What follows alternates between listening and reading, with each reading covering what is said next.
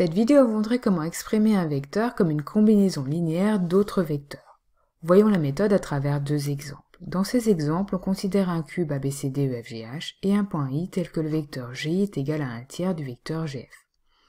On veut alors exprimer les vecteurs HB et EI comme combinaison linéaire des vecteurs HE, HG et HD. La première étape consiste généralement à utiliser la relation de Chasles pour décomposer le vecteur. Attention, le point introduit doit être judicieusement choisi de façon à faire apparaître l'un des vecteurs souhaités dans la combinaison ou de façon à utiliser une donnée de l'énoncé. Ici, nous n'avons pas de données impliquant les points H et B. On va donc chercher à faire apparaître l'un des vecteurs HE, HG ou HD. Choisissons par exemple le vecteur HE. Nous introduisons donc le point E et la relation de Chasles nous dit alors que le vecteur HB est égal au vecteur HE plus au vecteur EB. La deuxième étape consiste ensuite à substituer les vecteurs par des vecteurs égaux. Il faut alors avoir bien en tête les cas où on a des égalités de vecteurs. La présence d'un milieu ou d'un parallélogramme apporte de nombreuses égalités. La figure sera elle aussi une aide très précieuse pour repérer les vecteurs égaux. Ici, nous souhaitons remplacer le vecteur EB. Nous constatons alors que le vecteur EB est porté par la diagonale du parallélogramme EABF, donc la règle du parallélogramme va être très utile pour se ramener à des vecteurs portés par les arêtes du cube. En effet, cette règle du parallélogramme nous dit que le vecteur EB est égal au vecteur EA plus le vecteur EF. On va ensuite utiliser les faces du cube qui sont toutes des parallélogrammes. Le vecteur EA est donc égal au vecteur HD et le vecteur EF est égal au vecteur HG.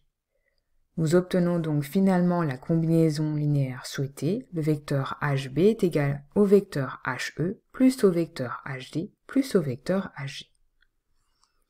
Passons maintenant au deuxième vecteur, le vecteur EI.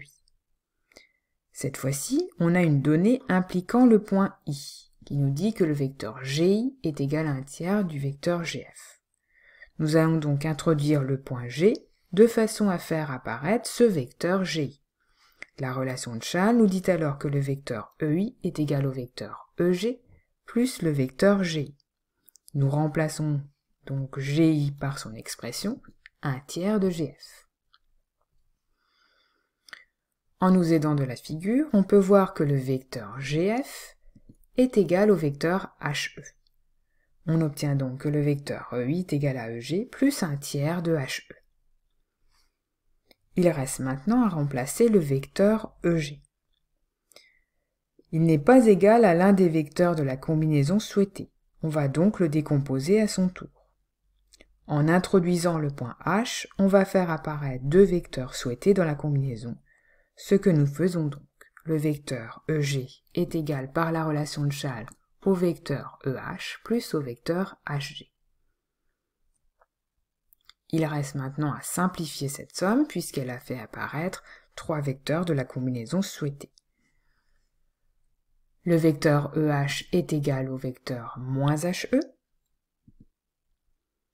Il reste maintenant à simplifier moins HE plus un tiers de HE. Moins HE, c'est moins une fois le vecteur HE. Si nous transformons en tiers, cela fait donc moins 3 tiers de HE plus un tiers de HE, autrement dit, moins 2 tiers de HE plus le vecteur HG. La combinaison linéaire de EI est donc moins 2 tiers de HE plus le vecteur HG.